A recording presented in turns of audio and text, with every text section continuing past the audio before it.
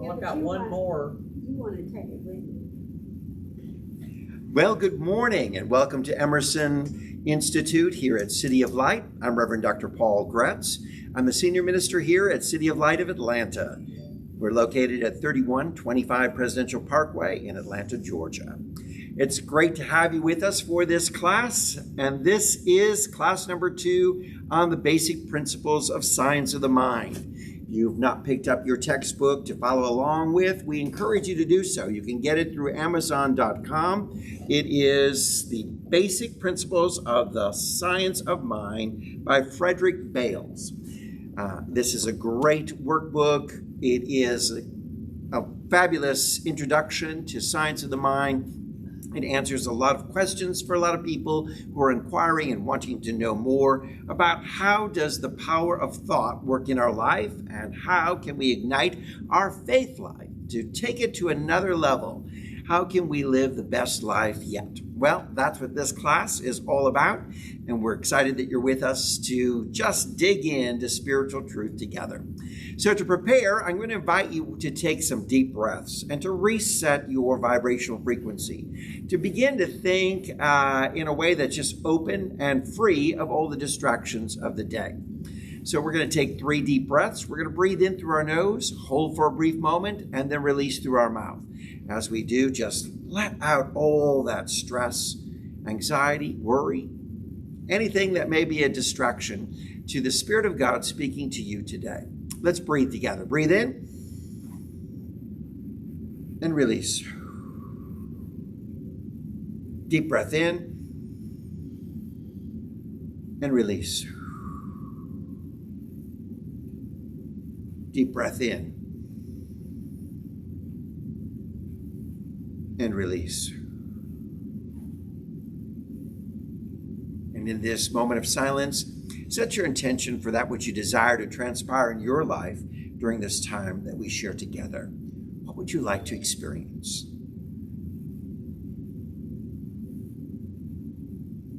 And so it is.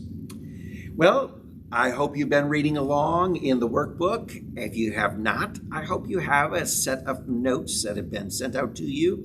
Our registrar, Dr. David Carter, sends them out prior to every class. If you're interested in having a note packet, please let me know. You can simply email me at revtpaul@aol.com. That's R-E-V as in Victor, T as in Timothy, P-A-U-L @aol.com. We'll see that the registrar gets your email address and sends you out the class notes for each session. We're glad that you're following along. I think the class notes are very helpful for you, but we encourage you, of course, to make sure that you've got the workbook and that you're reading ahead for each session. Now, this is an 8-week class, and this is for 2 credits if you're taking it towards a degree through the Emerson Institute. If you're looking for a degree, a bachelor's, master's, or doctorate degree in metaphysical studies, or in religious science, or in the understanding of spirituality, you have a wonderful opportunity through these classes to obtain that degree. So this is a 2-credit class. If you're auditing the class, we're just glad that you're here with us and that you're following along with seeking spiritual enrichment for your life. Let's dig in. This chapter 2, is really all about thought and its power. And here's why our thought has such power. Author Frederick Bales illustrates this by saying that we're like an electric light bulb. And that light manifests through it, but is not produced by it. There is an interaction between the power of electricity and the light bulb. So it is that there is an interaction between us and the divine power. There is an interaction. It is flowing through us like a current. It is flowing through us like a divine energy that enables us to truly be the light for the world. So this light bulb analogy describes how the power is there within us. Where is it coming from? This power is the power of the infinite, of the divine. And the divine finds this outlet through every ordinary person. It's through you and I. That wonderful, shall we say, electricity is looking for a light bulb to shine through. The divine power of God is looking for each and every one of us, seeking us to find this outlet of this infinite power. Each needs the other, and there must be a tight connection between them for this to happen. So that tight connection is all about our spiritual awakening, our spiritual awareness, our sense of being one with the divine. When this happens, we are truly aware of this divine power flowing in our life, flowing through us, around us, and always for us. Now, Jesus, our master teacher, said, "I and the Father are one." He's speaking of this infinite power that flows through him. We too must come to the realization that we are one with the divine source of all good, and that power flows and manifests based on our agreement with the infinite thinking or the infinite mind or the infinite intelligence. It's based on this tight connection. As we are going into prayer, one of the things that we want to do is begin with recognition of the power and presence of God. And the next phase is to become one with that which we've already recognized, that power. That's creating this tight connection. We realize that God is the infinite wisdom, the infinite intelligence of this universe. That's what God is. We recognize that this divine power of love then is flowing in and through us. This is this tight connection that enables us to just feel and sense this presence of God in a dynamic way, that enables us to manifest, that enables us to be great people of faith, that enables us to truly be a radiant light in this world. So we understand that it is not man's thought of itself that's producing results, but our thinking becomes the vehicle for this creative power to flow through us. So we've got some class members here in our auditorium with us today for this class. It's a delight to have you all with us as we are doing our best in social distancing and to keeping in line with the requirements of the COVID-19 pandemic for safety. But we're delighted to have them with us. So I'm going to ask some questions of each one of these as say, how is it that you are feeling and experiencing the divine presence? What are you doing to create this tight connection, this connection between you and the divine presence? Because it is so easy for us to wander off. The scripture says, all we like sheep have gone astray. How true that is. We wander away from the full awareness of God working in and through us. So is there something you're doing to maintain that tight connection? So I want to offer a suggestion. What's happening? Brenda, tell us what's happening in your life. You have to make it a practice. Make it do it daily. A daily practice. Every time you think about it, really, you make a connection. And that way you stay connected. Creating that habitual reconnecting or the habit of connecting at all times. Very good. That's excellent. Someone else? Steve, tell us what you're maybe doing to keep that tight connection going in your life. I practice centering prayer, which is like a form of meditation. I think of a word that resonates with me, with the divine, and constantly kind of like repeat the word over a little bit and over until all these little other stray thoughts start to vanish away, and it's just that word and I. And then the word dissolves and everything is quiet. And then I'm in a state of like receptivity, of listening. And I listen. Beautiful. And it balances out a lot of things in my life, a lot of emotions, a lot of concerns, where everything is like, instead of my mind being like an ocean with a lot of waves, it kind of like, just calms down, and there's this one huge pool of water where everything's still and quiet. Beautiful. Excellent. Someone else? What are you doing to keep that tight connection? Amy, just speak up real loud. Quiet time first thing in the morning, and also nature. Get outside every day, and even if it's just to look at a tree or look at the grass, whatever. But nature connects me. Beautiful. And well, I'm twice daily devotion time, and I read spiritual books, I read the Bible, and I volunteer. It's part of my being, and it feels good to give to others. But listening is the most important thing, and I try to do that as often as I can. Excellent. Anne is listening, having devotion times several times throughout the day, using several different resources for inspiration. I think this is so important that we create these habits and a spiritual practice in our life. If you don't have a spiritual practice, I highly recommend that you begin to outline, what might I do? How might I begin? Some sort of time of prayer, of devotion, of quiet, of centering, some time of just focusing and shifting our thoughts from the things of this world into the realm of the spiritual and thinking from the spiritual perspective. I encourage you to practice that on a daily basis, and as you do, you're going to reap incredible rewards because you're going to create that tight connection. So what we want to do is we want to understand that there's a difference between materialistic thinking versus spiritual thinking. Or materialistic meaning thinking from the physical world, or the spiritual meaning thinking from that which is more the heavenly or the divine realm of God. Spiritual thinking is that method of thought that brushes aside the surface or the physical interpretation of things and sees in the spirit or in spiritual reality, sees what is really true. For there is a greater reason or cause behind all that we do, and so we're seeking that in our spiritual outlook. We're seeing the spiritual reality, the reality of what is true, what is really manifesting in our world, not what we're seeing by the physical, because the physical world is based on cause and effect. So let's just think about all the causes that are creating these effects. And when we go to the spiritual, we might say, wait a minute, let me live in the realm of spiritual cause that's bringing about the true effects that I really want to see and experience within my life. Now, materialistic thinking is occupied with that which we can see and taste, smell, hear, and handle, and it accepts only that which can be mathematically demonstrated or proved in a laboratory.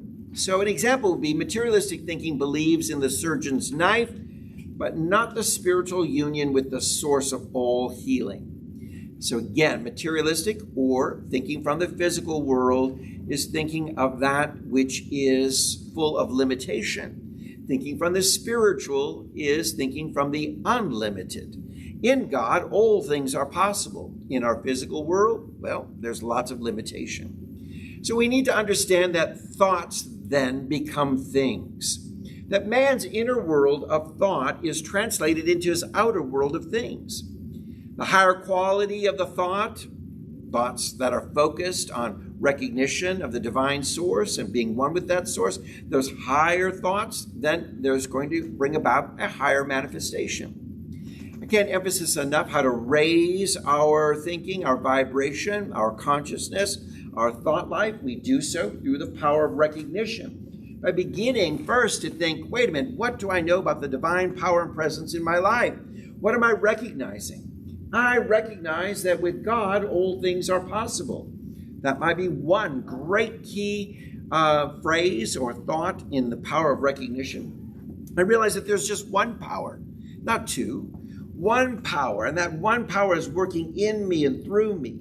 So what we're trying to do is to understand that the higher the quality of thought through recognition and through then the power of being united or unification with that thought, feeling like I'm one with that power. That power is flowing in me and through me, where we can truly say, as Jesus said, I and the Father are one. I and this divine source are one. All the goodness of God is in me and is working through me, around me, and for me. I love that. That's truly what spiritual thinking is, and that's what's thinking from a higher level or a higher plane. It's going to manifest a higher or greater manifestation in your life. One of our challenges is that we don't really understand God. And we're still stuck with some of the biblical literalisms that we may have been given through our childhood, in our previous spiritual traditions or our religious backgrounds. And we're still thinking of God as a being. Let's shift our thinking and saying God is a presence. That presence is energy.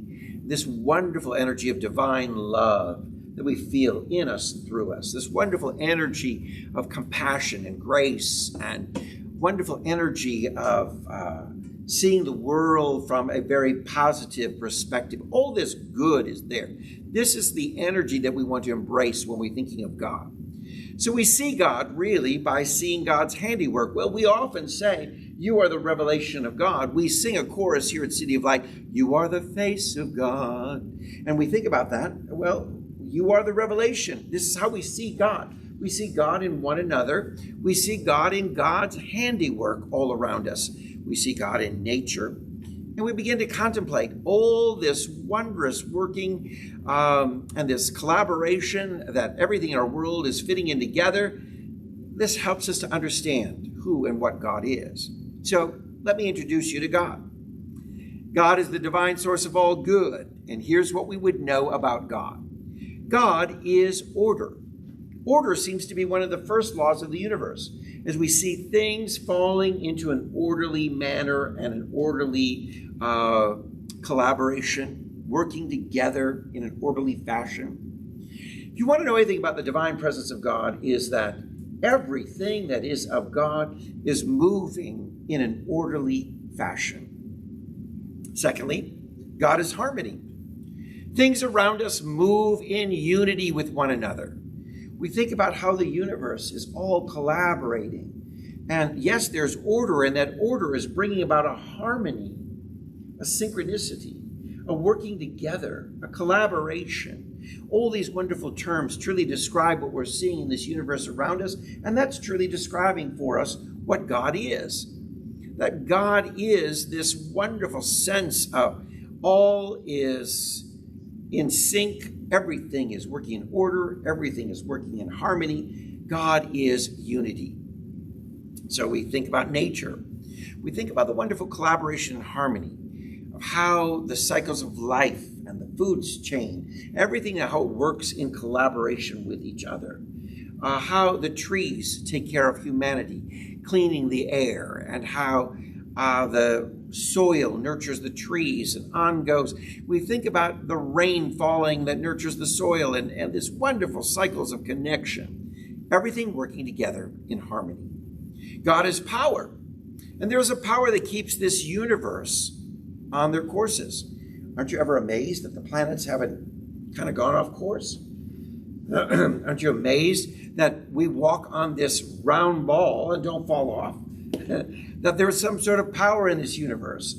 There is this sense of gravity. There's this sense of power of force.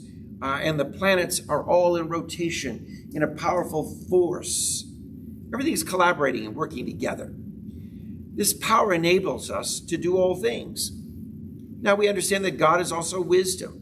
Wisdom is in everything, and it's in you. That's intelligence. There's an intelligence in every cell of your body. There is intelligence, a knowing, an intellect that is going within everything within this world. And this power is so amazing that we can tap into. God is also love. Love is a sincere well-wishing for one another, and this is truly describes the very love of God, a well-wishing for you. Now, so many of us have painted the picture in our religious traditions of God who's looking down from above, judging, punishing, maybe creating challenges for our lives, looking for us to suffer in some capacity. And yet that is so contrary to everything that we would understand about this divine power and presence to be. It is filled with love, wishing our highest and best, extremely generous, ever desiring to fulfill the needs and the desires of our heart. As a father gives good gifts to his children, the scripture says, so much more our heavenly Father, our divine source, that which we call God, desires to give good gifts to you. So when we understand that in our earthly realm, it is traditional that, our parents take care of us and they provide for us. They see that we have food and clothing and shelter. Even more so then, it is God who is generous and desiring our highest and best and has a sincere well-wishing for us. This is love. And God is love. So God is order, harmony, power, wisdom, and love. Wow, that really describes the very character of how God is. And it's amazing when we understand then that we are created in the image and likeness of this very character. So within us are the possibilities for order, harmony, power, wisdom, and love. It's within us. That's in our DNA, our spiritual DNA. That's how we are created. We're created to be and to reveal, to share, and to manifest through these wonderful things that are of God in us. Now, man is created in this image of God, not that physical image, but in the small of what God is in the large. Man is in the small of what God is in the large. So we are not the totality of the divine, but we are a reflection or a representation. We are the individual expression of God. So we are part of this overall totality of that which is divine spirit, divine mind. We're part of that, but we're not all of it. Yet everything that is within God is found within us. So we might say, again, as we've illustrated over and over again, we're like one big 9x13 sheet cake. And each one of us is a different slice. All the ingredients of the cake are found within that slice. So all that is of God is found within you, but not the totality of God. There is God everywhere, all around us. There's not a spot where God is not. So we know that God is not just within me, but within you and you and you. God is present in China, and God is present in Argentina. God is present throughout the universe, as well as God is present right here in this room. So we understand that as this divine presence, this divine energy. That's truly what God is. So when we understand then that order, harmony, wisdom, power, and love are available to us, let's go deep then, well beyond the surface of mind, and let's go within that presence of God. You know, we've talked about in the first class that there's surface and that there's deep waters. Let's move beyond the surface waters and let's go deep, deep within. And let's embrace all that is there for us. And let's build our faith and the power of our believing as we go deep into the divine presence, the presence of order, harmony, wisdom, power, and love. Our author takes us then into looking into understanding prayer. And in particular, the word treatment. Because what we want to engage in is prayer that is powerful and prayer that is manifesting and working, bringing about our highest and best. So in treatment, we're not treating a problem. So we're not praying about the problem. We are treating the underlying thought that is causing the problem. Okay? So what is causing most of our problems? Fear, stress, anxiety, sense of lack, separation. These are the things that are creating the issues that we have. So we're treating those things. We're treating to remove those things, to release those things, to begin to see that we're not focusing on the problem. Instead, we're speaking about the desired outcome. So we're shifting all those things that may be elements. We're shifting lack into a sense of knowing of abundance. We're shifting separation to a sense of knowing that we are one. We're shifting fear and anxiety and stress to knowing that we live in abundance and peace and prosperity in our lives. So we focus the mind on our concept of God and of ourselves as reproducing God's nature in us. We turn away from the weaknesses of the body and fill our thoughts with the power that knows no limit. So we're shifting in prayer. Traditional prayers, you may have heard people pray, have often been a focus on the problem. God, I'm praying about the lack of money. God, I'm praying about my sickness. I am praying about my challenge. I'm praying about my sense of being afraid in this world and my depression. So we're praying, constantly evoking the problem rather than moving instantly into the solution and treating and speaking forth the solution. So we're going to turn away from all physical limitations in prayer treatment. We're going to go to God in prayer in a way that just, first of all, recognizes the power and presence of God. Secondly, unifies us with that power and gives us the authority to declare that which we desire within our hearts and our lives.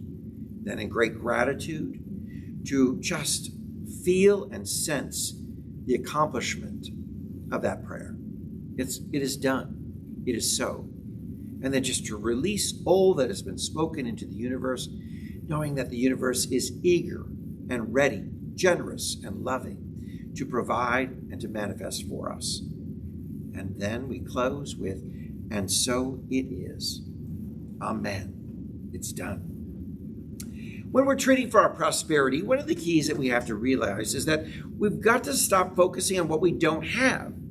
So a lot of people are beginning every single day with sort of a mental inventory of all the things they don't have. We don't have sunshine today. We've got rain. We don't have, a beautiful breeze. We have stifling, humid air. We don't have money. We don't have health. Oh my God, we're just constantly focusing on a lot of things that we don't have, but we want to begin with a focus on what we do have and build from there. So in treating for prosperity, it's not about what you don't have. It's about appreciating what you do and building on it. There's that beautiful passage in Scripture, and I'm going to paraphrase for you, that simply says, for those who have, more will be given, and those who have not will lose all. So what that's really saying is when we begin to acknowledge what we have, more abundance comes to us. If we're constantly focusing on all that we don't have, even what we do have slips away from us. Because there's not a valuing or appreciating. There's not a recognition of all that has already been provided for us. So in treating for prosperity, don't focus on what you don't have. Begin to claim the abundance of God for yourself. The key here is eliminating any negative speech. The psalmist wrote so beautifully when he says, keep the door of my lips. In other words, watch what you're saying. Constantly watch what's coming out of your mouth. Never give utterance to that which is negative. I can't emphasize this enough. Now, a lot of people say, wait a minute. Some days I just want to acknowledge how crappy my life is, or I want you to just acknowledge how terrible the world is, or how terrible other people are. But we want to make sure that we're not letting this negativity get a hold of our thoughts or begin to control our thoughts. Remember, no one can separate us from our good but ourselves. So we want to acknowledge here that let's stay in the realm of positive thinking. That which we believe to be true for ourselves is true. That which we believe to be true for others will be true for us in our understanding of others. So what we want to do is move away from any kind of negative thought about people and begin to see the God in one another. Call forth the good in one another. And watch our conversation to ensure that we're not speaking negativity. Because we mentally can separate ourselves from our highest and best through the fears or anxiety or the negative words and thoughts that we express. So ask yourself constantly, what does this experience have to teach me? Versus constantly echoing, oh, I'm in this terrible experience. I'm going through this difficult problem. I'm going through this challenge. I'm encountering people who are so problematic. We could speak negatively about a lot of things, but the real question is, what is this experience teaching me? And that shifts our thoughts from something being negative to saying, wait a minute, what I'm encountering right now is here to help me understand, to help me to learn, to see in new ways the spiritual workings of God. For every effect that we experience, I want you to remember there is a cause. Nothing ever just happens to us. Everything happens because of cause. So create. Be the cause. Hold the thought that matches your true and highest desire. Choose today to make today the best day of your life. If we understand that everything happens in our life and it comes from a cause, be the cause that you want. Be the change you want to see in this world. Be the peace that you want to experience in this world. Be the love that you want to experience in the world. Be the grace that you want to experience in the world. You see, let us be the cause. Let us be that which is bringing about the greater effect in our life. Choose every day. You have the power of choice. So choose exactly what you'd like to experience in this day. And then look for causes that are creating a world that you don't desire. Do a little cause inventory where you're looking through maybe some of the thoughts, things you've said, the way you speak, and do a little inventory and say, what am I creating in my world? Am I creating more division or harmony? Am I creating more love or hate? Am I creating more beauty or suffering and sadness? What is it that I'm creating through my words and my thoughts?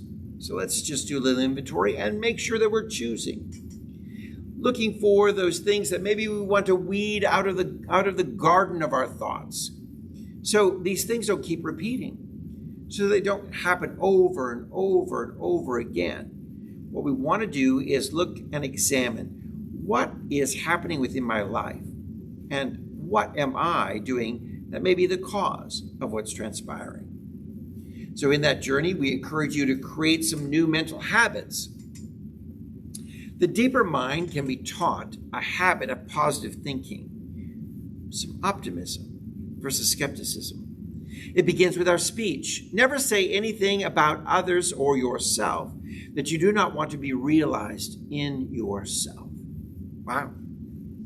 Never say anything about others, about those around us that we don't want to see realized in our own self. That really is a game changer and will help us to create some new mental habits. So let's say this together. If you have notes, here's a little paragraph in italics. I will give it to you for those in the live streaming to follow and repeat after me. So let's repeat this. My mind is an inlet of the infinite ocean of mind. Let's stop there. Say it again for those in the camera. My mind is an inlet of the infinite ocean of mind. It has power to renew itself. It has power to renew itself. In it lies the answer to every problem. In it lies the answer to every problem. Freedom from every fetter. Freedom from every fetter. Healing for every condition. Healing for every condition. A balm for every hurt. A balm for every hurt. It has the power to alter its patterns. It has the Power to alter its patterns. To rise into the place of dominance over illness. To rise into the place of dominance over illness. To rise over lack and to be in harmony. To rise over lack and to be in harmony. My mind is God mind in me this day. My mind is God mind in me this day. You see, when we begin to think, move, and operate from this kind of perspective, we understand that we are filled with an infinite wisdom, the knowledge, the order, the very sense of love, and the very power that is of the divine, and it works in us. Next, let's move to our next chapter, and it's entitled The Focus of Attention. The author wants to really reinforce for us this in our journey of understanding the basic principles of science of mind, that our thoughts and words have creative power.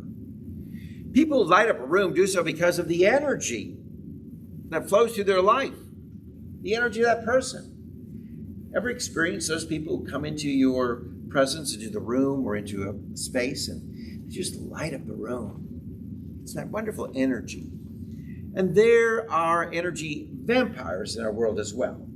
Those that just want to pull off all the energy. I need, I want, I gotta have, I'm not putting out anything. I'm just suddenly just taking from you. Well, we can either radiate or we can just pull in. You see, the choices are ours, and our thoughts have that creative power. So what we want to look at is our mental attitudes. That's going to change everything for our life. Thinking about our mental outlook. Number one, never belittle yourself, because it all starts with what we think about ourselves. If we think about ourselves as less than, incapable, we think of ourselves as imperfect, we think of ourselves as not intelligent or gifted. Everything begins to unfold from that attitude that we have about ourselves, a mental attitude. So instead, we want to invite you to act out the part of the person that you want to be. What do you want to be? Instead of belittling yourself and saying, I'm not very gifted, how about I want to be gifted, and let's shift then to I am gifted. You may say, I am belittling myself, feeling that, I'm not good enough. Shift to say, I am enabling the goodness of God in me, and let's take it one step further and saying, I am good. So we're shifting our mental attitude constantly, because from that is what shapes our world. And here's a little exercise. I'd like you to name 5 people who you admire. List their names and their qualities. Then I'm going to ask you to remove their names and put yours there. So let's just take a moment. If you got a little pen, paper, for those of you in this classroom, and for you who are joining us through live streaming, you're going to take a moment, take out a piece of paper and a pen, and begin to think, who are 5 people that you admire? Put down their name, and then alongside of it, list their qualities. Let's take a moment to do that. Having a hard time thinking of 5 people you admire? Who are some people that inspire you? Who are people that really are speaking to you through their life and their action? And you think, oh, I'd like to be like that person. Begin to think about that. Who do you admire? And then just put maybe a quality. Maybe you admire their wisdom, their intellect, their energy, their presence, their love. You admire their patience, their talents, their gifts.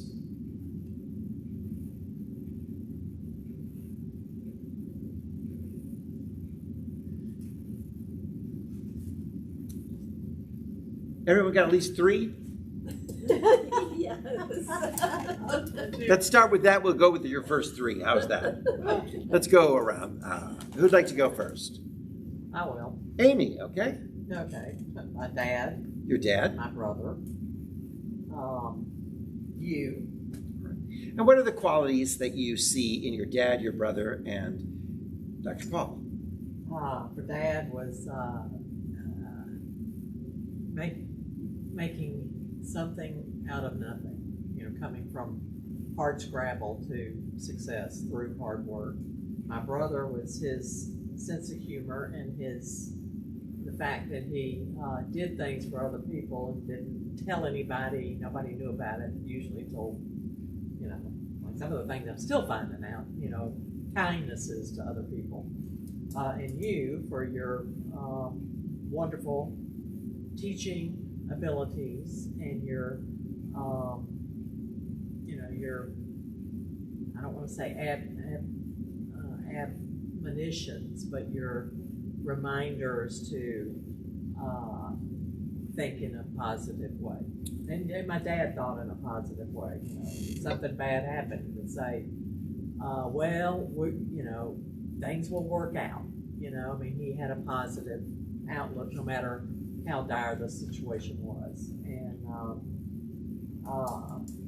And you do this as far as don't don't think negatively, just to search for the positive.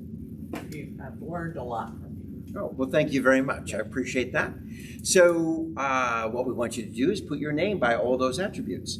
So that which you admired in others, that you valued highly, allow that to be in your life as well. Well, I have. Claim that and own that. So act out that person that you want to be, that you're admiring, and use those as your guidelines and your goals. Excellent. And how about your top three, and tell us their name and their qualities? Well, since we're studying Ralph Waldo Emerson now, I really connect with him for his wisdom, his deep thinking, and his belief system, which, by the way, is nothing new. I mean, that was the early 1800s. Right. And then there's Christine Northrup, who is a medical doctor, who would appeal to my medical expertise, who has knowledge. I enjoy listening to her. And then Dr. Poulan, my energy teacher, for his ability to do healing and teach healing. All these qualities that you admire, attach them to yourself. Yep. So I have these. I am going to be this person. I am this person. Not going to be. I am this person that I admire. Let's go over here. How about Steve? What, okay. How about, you don't admire anybody? Okay, no, just kidding. He's running sound. Dr. David, do you have some? Yes. How about three? Okay, You, Dr. Paul Gretz, your quest for spiritual knowledge, you're kind, you're non-judgmental, you're a very spiritual person, you have a wonderful sense of humor, you exude a lot of energy. My second person is Barack Obama, our former president, for his optimism and his audacity to be hopeful in spite of anything that's going on around him. And third is Neville Goddard, his quest for spiritual enlightenment and his desire, drive, goal, and determination to teach spiritual truth, no matter what people say. In the face of scoffers, he still is teaching what he's learned. Beautiful. Those are then that which you are. As you begin to not belittle yourself, but claim these wonderful attributes that you see in others for yourself. And how about Brenda? Do you have three? Yes, I do. And I'm doing people that are here. Amy, because she's a lot of fun and we always have a good time when we're there. That's right. We're learning how to be more fun. Right. Right. And because she's committed to all of these classes she takes and she really is looking for knowledge. You, because you're a great leader and you help us along the way and remind us what we should be doing. David, because he's so knowledgeable, and I'm just so impressed with him. And Steve, because he's a gentle soul. Wonderful attributes and qualities that we want to speak for ourselves. So allow these things that we admire others to be ours. And then Brenda just gave us a great example of fire up the energy and tell someone something good about themselves. Maybe that they look good.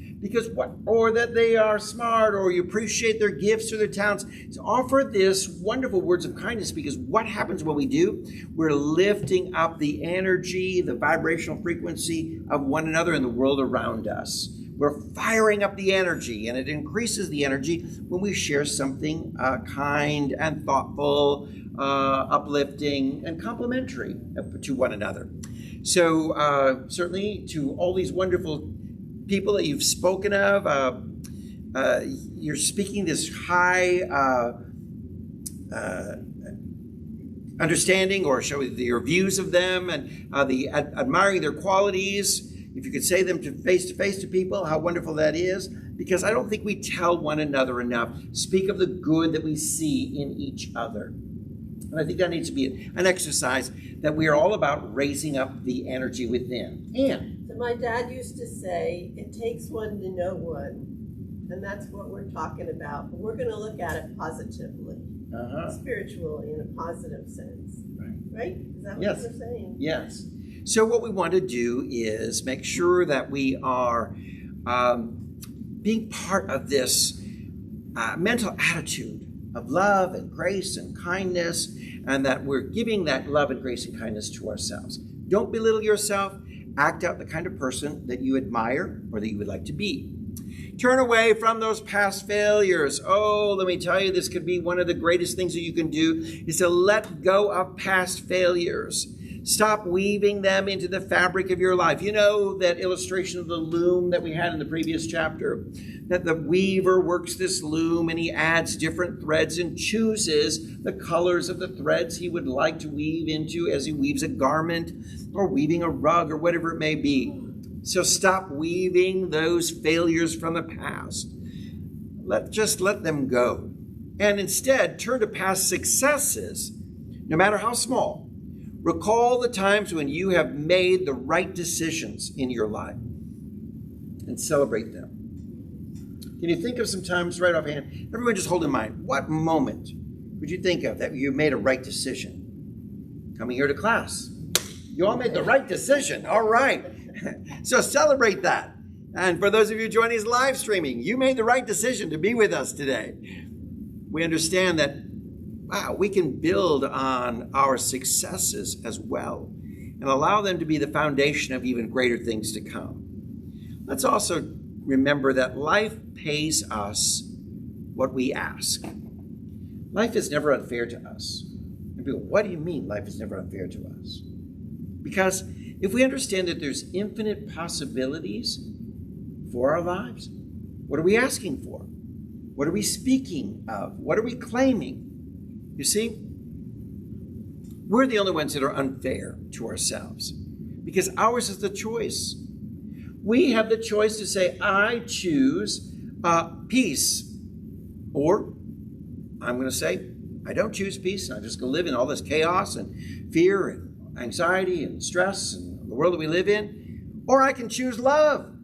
I can choose to see beauty. I can choose. I have all these wonderful opportunities to choose.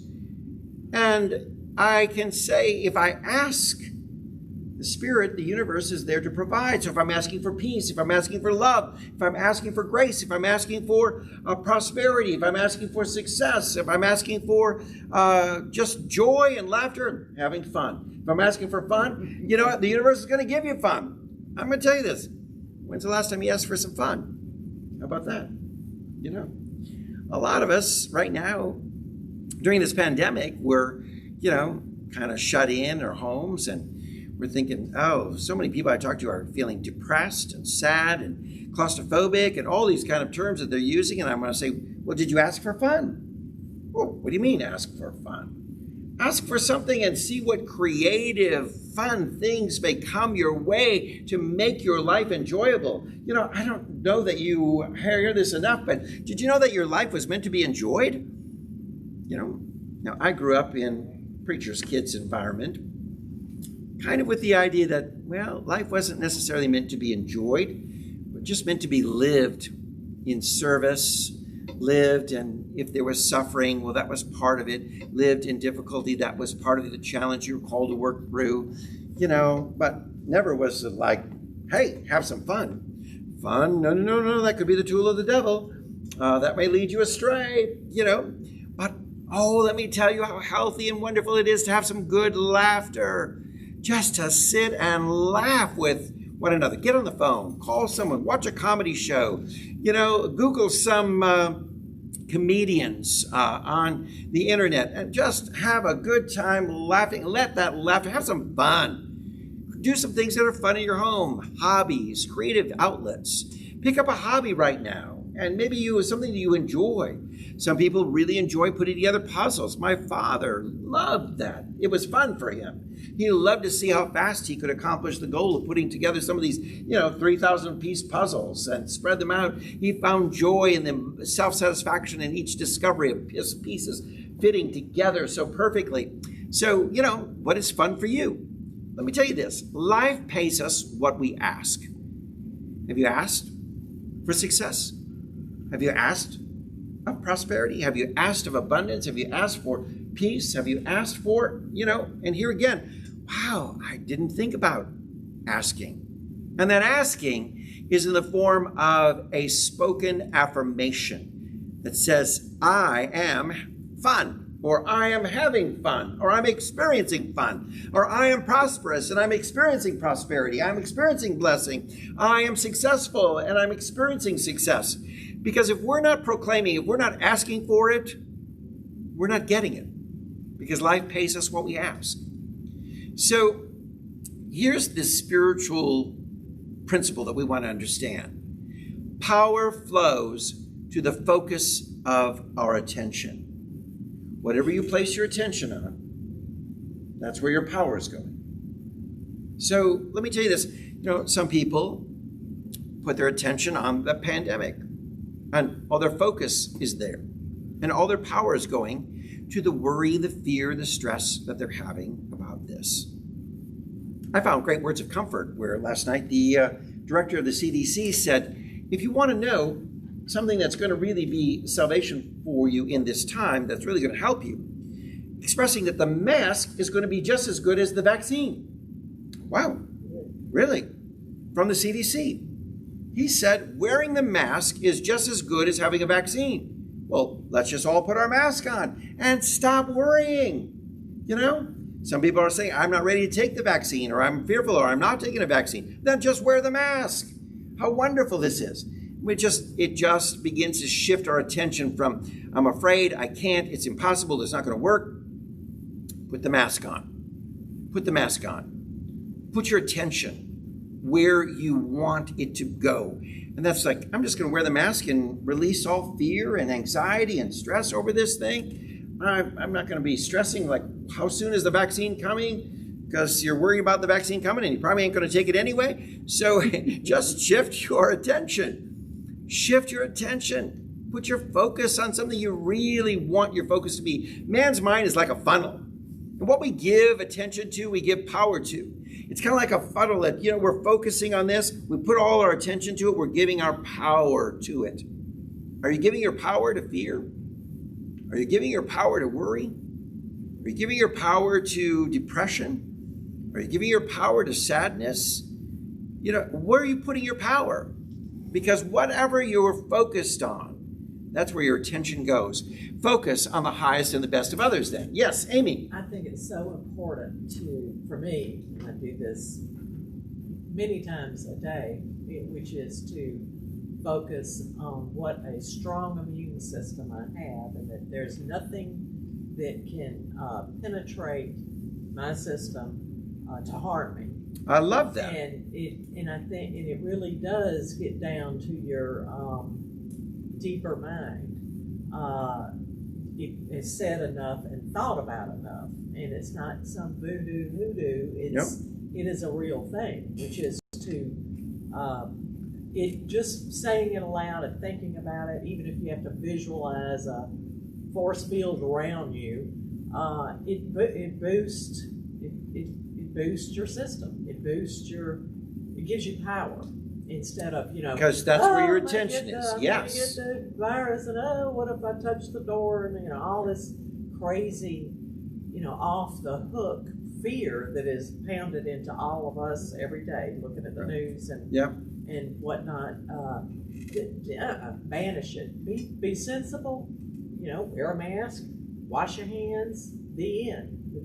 And know that that you just affirm your immune system being perfect in every way. Excellent example. And I have to say, kudos to you. You made a big transition from being a former germaphobe. From being a germaphobe, right. With, the worst of the worst. Yeah. I know it. This pandemic has done that. This made a big shift. The silver lining for me is that this shifted my thinking, and I'm very happy about it. It's not that I'm going to go, kiss somebody that's sick. No, I'm not going to do that. But I'm not going to, go running out into the street if you've got a cold, like I used to. Like, don't come near me, I'm not coming to your house. I think you this is beautiful for everyone joining us on live streaming too. I hope you're hearing this, because I really want to say the opposite is true too, because wherever you're putting your attention or your focus is, that's where your power goes. I mean, there are people who can wear masks, sanitize, do all this kind of stuff. But because they're so fearful of getting sick, they get sick. Fear makes you sick. Yeah, the stress, does. the worry, it is creating dis-ease. Yeah. And that's what creates it in our lives. So when we're creating ease, there is no dis-ease. It's just all ease. And so our attention and our focus is all, this is where our power is going. And I think our healing power is going into that place. Yes, Dr. David. Okay, so I'm going to be devil's advocate. Okay. So how do you account for, let's say, a group of college students from the University of South Carolina that go have a big bonfire, and let's say it's 300 of them, and they're young, they're 19, 20, 21, having fun, life is good, I'm young, nothing can happen to me, and they have this big bonfire, this huge party, and 2 weeks later, 1/3 of them come down with COVID-19. They're young, they are young and invincible in their minds. So one of the things is, I believe some of these people don't even fully understand the power of focus. Their focus is more on, I'm here to drink, party, and celebrate and have fun. Yeah. So my focus isn't on, I'm demonstrating healing energy and I'm Right. from that. So they have a different focus and a different intention. Their power has gone to something else. It's like, hey, we're going to just, kick back and we're going to party and we don't care. And in fact, even some of the consciousness of these college groups that we've seen on the news and the media is, hey, let's have a COVID party and let's challenge and hang out and see if we can't get COVID-19 to see if we can't overcome it. So the mentality of some of this stuff has not been in line with health and wholeness and wellness. So they're not using common sense. There we go. Bingo. Common sense is a great thing to use because it just says common sense is going to be focused and it's going to put my intention on the right and perfect thing. And I'm going to put all my power into the right and perfect thing. And in that common sense, we're going to do just the sensible, responsible things with common sense. So then in the case of the college students at the bonfire, thoughts held in mind produce after their kind, but the thoughts that they're holding are thoughts of what? Recklessness and not being conscious of what's going on in their world around them and using good judgment. Okay. Very true. I think this is a good demonstration of where power flows, where our focus goes, our power flows. So this leads us to understanding a little bit more about the law of attraction. The law of attraction is the activity of mind that draws to us that which is like our dominant inner pattern of thought. As within, so without. So what's going to happen is we're going to attract to us what our dominant thoughts are, where our focus is. We're going to attract it to us. And I'm going to tell you, I don't know how many people over my years of pastoral ministry would say, it's cold season. I'm going to be getting a cold. I'm preparing for getting a cold. I know that colds are going to be happening. We're all going to get this cold, blah, blah, blah. And before you know it, that's in their mind. And they welcome. I think they're almost inviting the cold to come to them. Because in that thought pattern of I'm going to get it, they're not really thinking with common sense to say, well, wait a minute. Am I taking care of my body? Am I, washing my hands? Am I eating right? Am I managing my energy levels, etc.? All those things that are just good common sense. We attract to us what we're holding in mind. So changing our thoughts will change what's being attracted to us. If you don't like your life right now, what's being attracted to you, make a change. So you start attracting something different. Change your thinking and you change your world. Do a little house cleaning of those thoughts. Dr. David. I was just going to comment that sometimes we have thoughts that we don't think about. We don't realize that growing up, we were told, don't get wet because you'll catch a death of cold. Or every winter, it's flu season, so you're going to catch the flu. If you get wet, like today the weather is rainy, so if you get wet, you got to put on something really warm, take some aspirin so you don't get sick, because you will get sick. I grew up with, being told that, and sometimes you have to just stop and really go and dig into that garden and weed out the stuff that you were told as a child that you don't even realize that you still hold as true in your life. Definitely true. Amy. Well, it's like we're so inundated with, you can get this, you can catch that. I mean, every commercial is for a drug or for conditions that probably none of us ever heard of before. I mean, just some off-the-wall stuff, and take this drug, and negative scare. It is fear that they're pumping into us, whether we're listening to the commercial or not. It's getting into your subconscious. So I don't know how to handle that. I mean, yeah, to not get caught up in that. But like, take restless leg syndrome. I never heard of that. Well, now it's like every day, and everybody might have it, you know. Because if I get a Charlie horse, oh God, is that restless? Legs? No, it's not. Just stand up on your, leg, and it'll eventually go away. But it's amazing the power of the media and the commercials and stuff to scare the hell out of people. I mean, and that then creates, and on your college thing, those kids, of course, they're thinking, oh, I'm young, I won't get it, blah, blah, blah. But I guarantee there's some chatter somewhere, or word would be, oh, you shouldn't have done that. And that's going to sink into your mind. And then, poof, you get sick. Susan Dexter online made the comment about the college kids that they have a different focus, basically what you said. The focus is not. Thank you, Susan, for that comment. Appreciate that. So you are attracting those things that you keep at the central consciousness, at your central focal. So there's a beautiful graph in the book of sort of our thoughts being all focused on a centered piece, and that's what's going to be attracting for you. Now, years ago, my ex-wife and I, we were anticipating our firstborn child, and we went to the Lamaze class.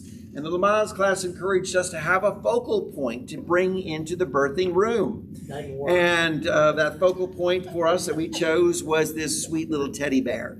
And so that was set up on a shelf in the birthing room. And as my wife was going through the process, it was just to focus on the joy of this newborn child coming into our life, to begin to focus on the feeling of just holding this child in the next few moments of what's going to transpire with her. She used this as a focal point to help.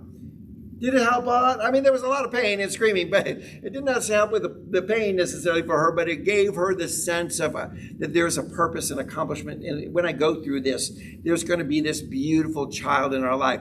And that focus helped her on some level going through that. Certainly, all the other breathing techniques and the fingernails into my arm, the claw mark and the screaming and the holler. Yeah, those help too, but just kidding. All right. So what we want to understand is that man's mind is the one mind. Though our human mind is limited, it is still part of the infinite intelligence, and we are forever united with that. There is one mind, and we are part of that. So we can tap into a greater intelligence, a greater sense of knowing, a greater sense of wisdom. I encourage you to expand your mind, removing boundaries of limitations, and just begin to welcome and allow the inner voice to inspire you and speak to you and unfold wisdom to you, for you. I don't know how many people would say to me, I was in devotions, I was praying, began to read something, and suddenly wow, I saw a deeper meaning. I saw something that just unfolded. I just sort of connected A and B, and they came together, and I had a revelation. Wow, some things I didn't know whether I knew this. It just came out of me. It was like, where did this come from? Oh, this wonderful sense of the Spirit of God unfolding infinite knowledge within our lives. This is so powerful. Be still and know. Don't fret about what you don't know, but be in the stillness, welcoming and unfolding all that you do know deep within you. For there is a knower within us. And it's like a river that contains all the discoveries of the world, and it's flowing, and it flows through the brains of men and women who habitually, their thoughts tend towards some particular idea or concept. They're focused on this, and this wonderful river of discoveries, of intellect, of knowledge, it's just waiting for us to tap into, to allow it to flow through us. This one mind may inspire or enable men on opposite sides of the world to come up with the same invention. Did you know that? that there was even the invention of the automobile was happening on different sides of the world without people collaborating in conversation. But this inspiration, this divine awakening, this incredible intelligence of focused power. Pardon? The phone, too. The phone. We could go through a lot of images. Yeah. Why are there pyramids in Mexico and pyramids in Egypt? Why are there, structures of similarity on different sides of the world? Tell you why. All the ETs. Yeah. That's why. Extra intelligence. Yeah. I think it's the wisdom of God unfolding inspiration for us. How beautiful this is. Infinite creativeness is what's really within us. And man's thought is created because God flows through him or her like this electric current. And if one's dominant desire is held more or less steadily at the center of your attention, it will manifest. I love this passage of scripture. It says, "Let us not be weary in well-doing, for in due season we shall reap if we faint not." Keep focused. Keep a steady, concentrated thought. Keep it in the sense of that this I know to be true for myself. And I put my thoughts in it in such intensity that I feel it is already done. It's accomplished. It's completed. It's unfolding for my life. That's the not fainting, not wavering state of mind to be in. I want to remind you that science of mind is really a way of life. Remember that any kind of hostility throws us out of tune with this creative flow that wants to go. But love is the fulfilling of this law. Hostility is obstructing this law. When we're harboring a grudge or any kind of resentment, it's going to block the achievement of any good within us. And the one who harbors all this anger or hostility or resentment is the real loser. So what we want to do is remove those things. That's why it's so important that have we done this wonderful spiritual work every day of just cleansing out and releasing. Cleansing out any kind of fears or doubts or hostilities or resentments or angers to allow there to be just nothing but pure love reigning in your life. And that's the pathway for the creative power to flow through us. Now, when it comes to habits, and you're questioning, is this a good habit or a bad habit? Should I do this or don't? I grew up with don't dance, don't chew, don't go with girls who do. I still hold to that. But that was my spiritual upbringing in a nutshell. It was all these rules of don't do this, don't do that. I think about dance and how there was all this, judgment. It's sexual. It's all this stuff that's shameful and embarrassing. And if you dance, you're going to have sex. And boy, it's crazy kind of teaching. But I thought about how celebratory it is. And in those private moments, sometimes the great joy rises up within you and you just want to dance. You just want to celebrate. And I thought, how many people of my particular fundamentalist, biblical literalist, evangelical background who thought dancing was wrong missed out on the joy of celebrating, just celebrating life and just feeling happy and joyous and moving. The scripture says David danced before the Lord. I think when we understand the power of celebrating in life and how important it is, we say, well, no, that's a habit we don't want to engage in. We don't want to do this. So here's what is a real thermometer for us to say, is this right or not? We might say, let's ask at all times, does this practice hinder my spiritual development? And let that be your guide. Does what I'm doing hinder my spiritual development, or does it enhance my spiritual development? Does it help out? And let me tell you this, there's some days I just want to put some music on and dance. I just want to dance. Now, for me as a former Pentecostal preacher that said no dancing was wrong, oh, wow, I got to make up for some lost time. I got to just get out there and just feel some music of the joy of living and life and celebrating and feeling good and feeling all these wonderful feelings of just saying, I am happy with life and I love who I am. And I love the life that I'm living. And I love the presence of God in and through and around me at all times. And I celebrate it. And I'm just going to do a little happy dance, you know. I think this is really important. So when it comes to habits, just ask yourself, is it helping your spiritual development? And that might be key for you, rather than people going around preaching this or that as to what's good for you or what's bad for you. I think it all has to do with a lot of pastors offering condemnation on certain issues. That's their problem, and it may not be yours. So we each have to find what's enhancing our spiritual development. And I love this. Let's enjoy life. Let's get out there and enjoy living. I believe the Spirit of God called us to do so. Well, I'm thankful that you've joined us for this class. And if you have some questions, comments, or takeaway, we'd love to hear them. You take a moment right now to type in that which you are taking away from this class, an aha moment, a thought, something that really has spoke to you during this time that we share together. I'd love to hear it.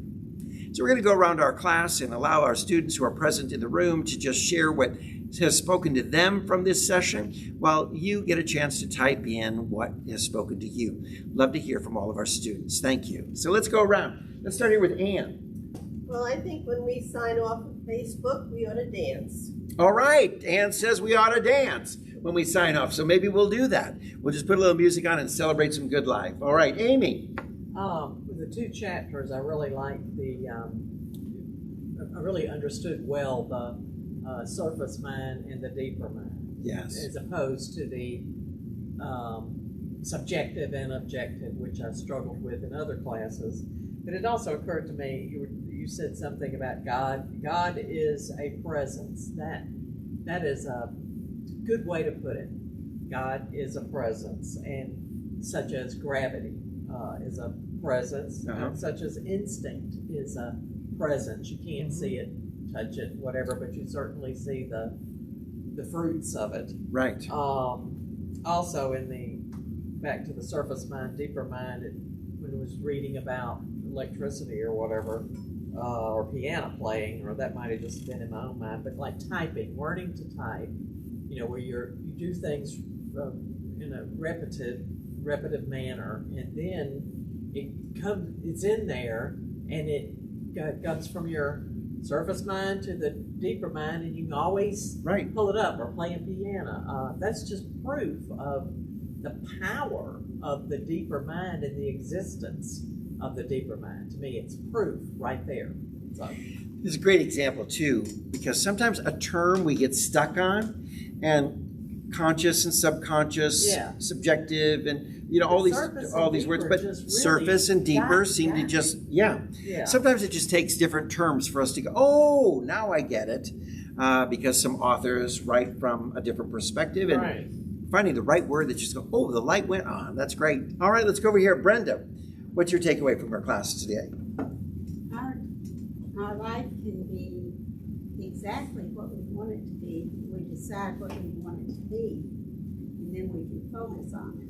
But we can't be wishy-washy. There we go. We have to be very certain of what we want. We're going to faint not. Be certain. We can have the life that we want. Amen. Steve. The power flows to the focus of attention. Man's mind is like a funnel. What we give attention to, we give power to. So focus on the highest and best of others. Beautiful. Great takeaway. Dr. David Carter. My takeaway is life pays us what we ask, and we ask by affirmation, by saying I am. And hopefully after the I am is always a positive statement. I am successful. I am gorgeous. I am handsome. Yeah, I am prosperous. Beautiful. Excellent. Are there other takeaways from students? Yes. Susan Dexter. Susan, great. Man attracts that which they love, fear, or expect. So great. Dance and feel joy. Excellent. Well, anyone else? If not, thanks so much for being with us. I guess we're getting ready to dance, huh? We're going to enjoy the rest of this beautiful day together and as students. But for you who've joined us, we're glad that you've been with us through our live streaming. If you've enjoyed this class and found it beneficial, I'd love it if you would express the joy of generosity and giving. You can go to our website at www.cityoflightatlanta.com and there you can make a donation for the class. I greatly appreciate it. Your faithful support, your giving makes all the world of difference for the Emerson Institute here at City of Light. We have a great vision, a powerful passion for education. We have a desire to get the good news, which is positive and practical for people's lives. We want to get it out there to the world. Thank you for helping us through your donation. We appreciate it. God bless you. I look forward to seeing you again next week as we continue the basic principles of science of mind. And we're going to begin with class number 3 next Thursday at 10 a.m. Look forward to seeing you there. Oh, we've got another comment. Susan said, thank you for live streaming. Susan Dexter. Susan, it's great to connect with you. Here's a big hug for you. Great to have you with us today as well. Glad that you joined us. I'll look forward to seeing you again next Thursday. God bless you and have a great day.